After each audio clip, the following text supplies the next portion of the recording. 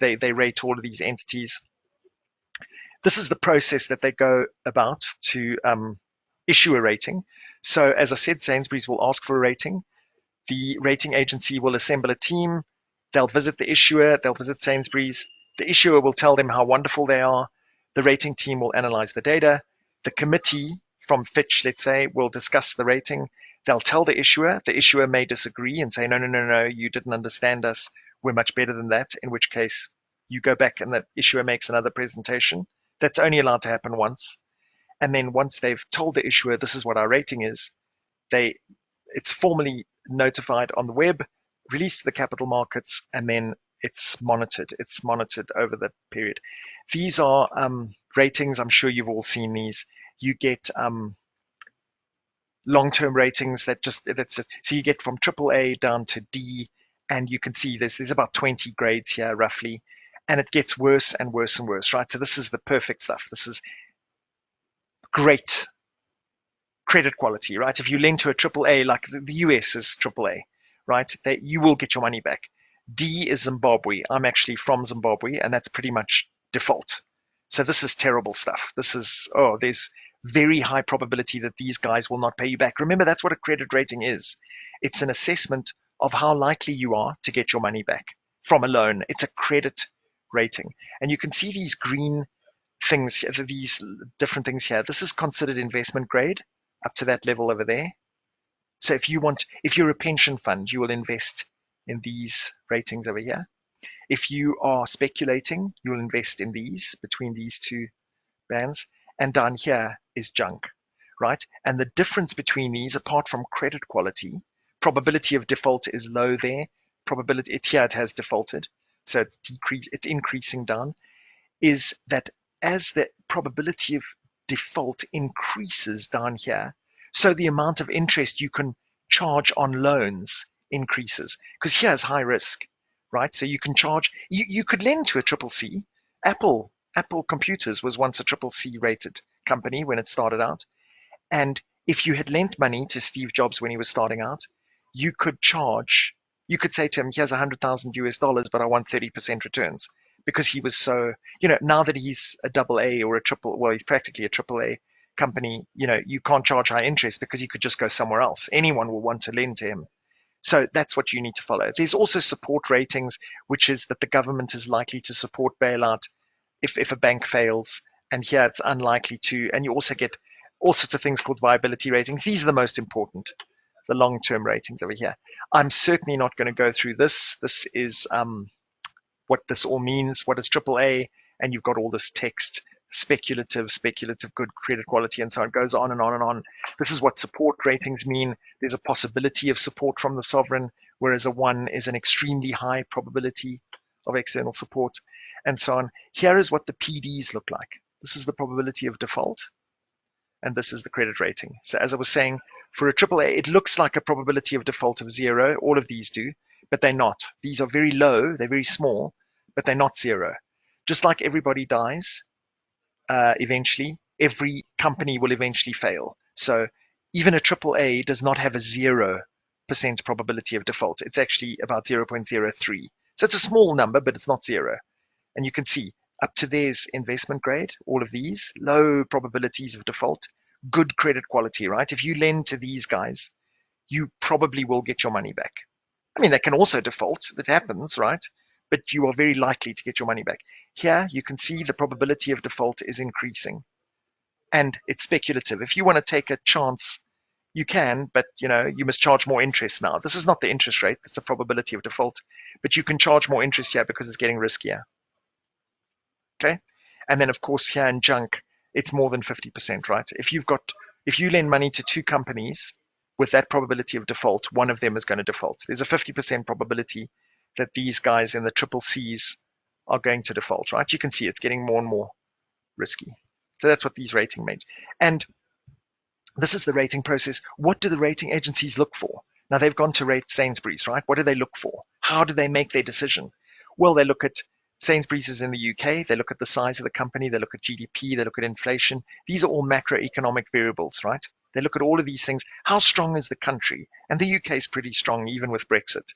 But If you looked at Zimbabwe, for example, GDP growth is negative. National property prices, well, houses are being, you know, taken by the government. There's no rule of law. Bond yields are down. So it depends on the economic environment. Of course, you take that into account. Then you dive deeper. You're still rating Sainsbury's. Now you look at structural changes in the economy, which would have happened with Brexit, right? You know, there's new import duties and things like that. There's political instability. The national regulator is not very good or is very good, whatever. You look at all of these are still sort of macro things that the rating agency would look like. And then they would go into the actual company. What does the management strategy look like? What does the market environment look like? What are performance and earnings, capital? How much funding have they got? What is their audit things? You can see they're diving deeper and deeper into the things. And then they go right into Sainsbury's and say, what does their credit risk look like? What is their operational? All of these risks that the company faces. Remember, credit is the big one. That's what you're trying to assess, is the credit risk of lending to this company. It's not market risk. You take market risk into account, but the rating that you eventually give is a credit rating, right? It's a credit assessment. And here I'm just going to toggle between these two while I talk to you. You can see at the top there, this is that's a developing economy, that's a mature economy, and you can see these are the factors that they look at, right? Here are some qualitative factors, and they exactly the same factors. There's just different weights that are applied, whether it's a developing economy like South Africa or Zimbabwe, or a mature economy like European countries, right?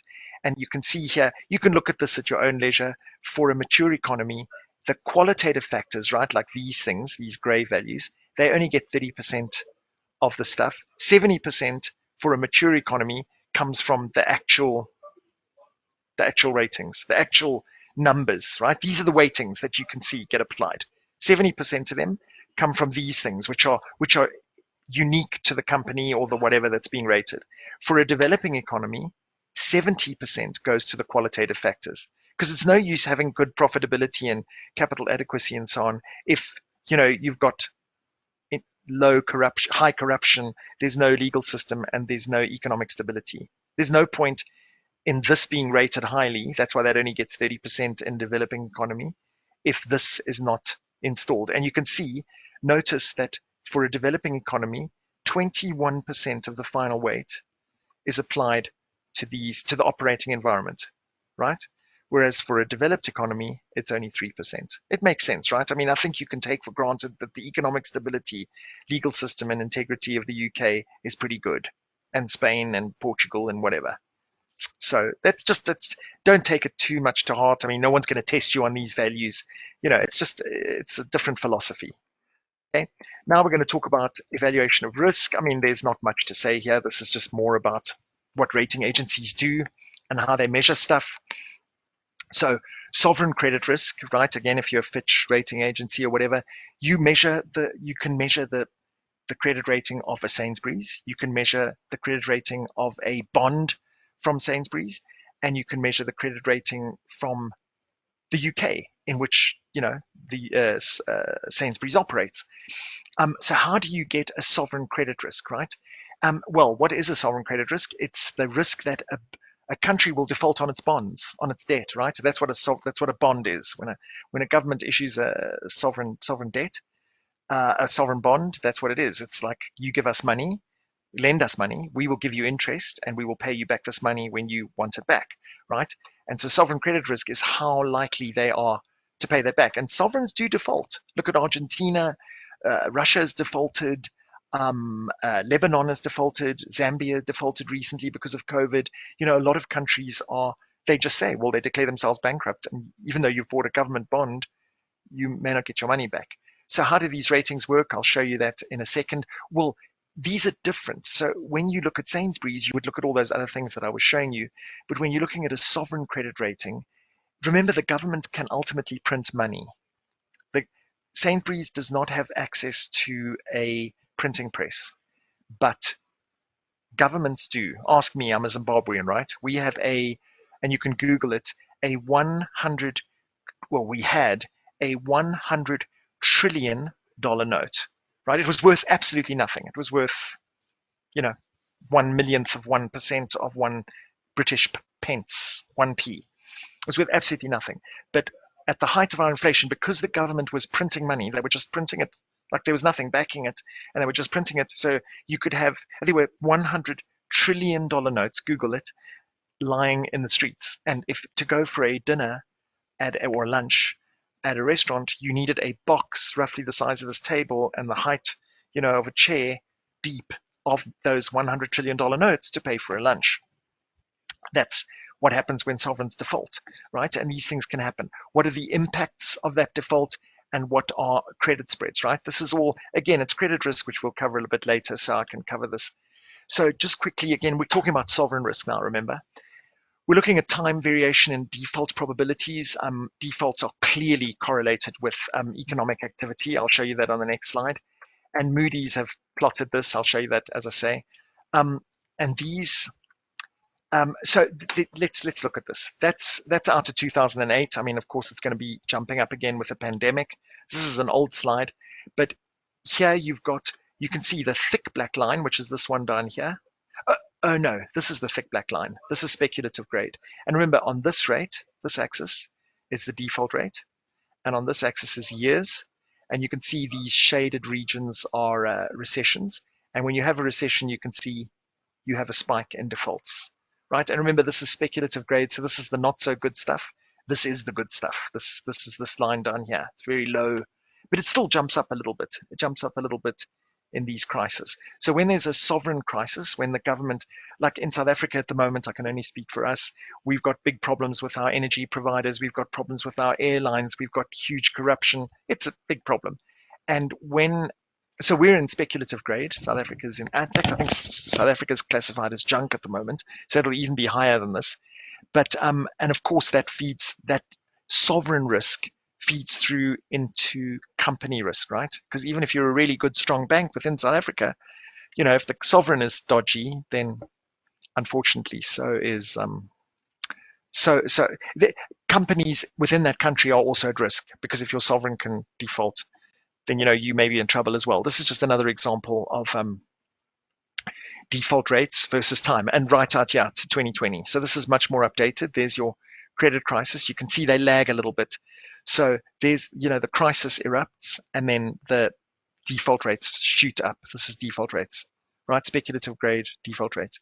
And you can see, again, that was the dot-com crisis, and default rates spiked up. This crisis, and so on. And if you had to put in 2020 here, you will have the pandemic, and of course, default rates are going to spike up again, right? This is what we're observing. Spreads, we'll talk more about this again later, but just briefly, spreads are at the bottom of this. This is yields, right? Or interest rates, the bottom here. And over here, you've got term again. So this is like 1 month out to 30 years. Remember, it's term, not time. And you might have, like that yield curve that I drew earlier, you would have a risk-free curve, which is basically a triple. It's even better than AAA. It's never going to default. It's risk-free. And you do get such a risk curve. We'll talk about this more when we get to credit risk, but there's a whole big thing happening with LIBOR and risk-free rates and so on, which I will tell you that story.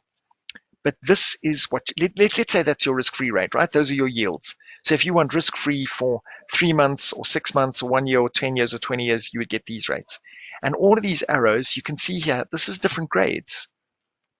So now if for example, say Sainsbury's came along and they were rated AA, right? That they've got their credit rating. The interest that they will be able to charge or be charged on their loans, if they lend out money and they're a AA rated entity, they will, of course, it's going to be higher than risk-free, because if it's AA rated, there's a chance they could default. And you, as an investor, as a borrower, a lender to Sainsbury's, you want to be compensated for that. So you don't want to get the risk-free rate. You want to get this much more, right? You want to get more interest because you're investing in a risky enterprise and you want to be compensated for that. And that distance there, and obviously it's different distances for different terms, is called the spread. That is what a spread is. You'll often hear about bond spreads and this spread and that spread and so on.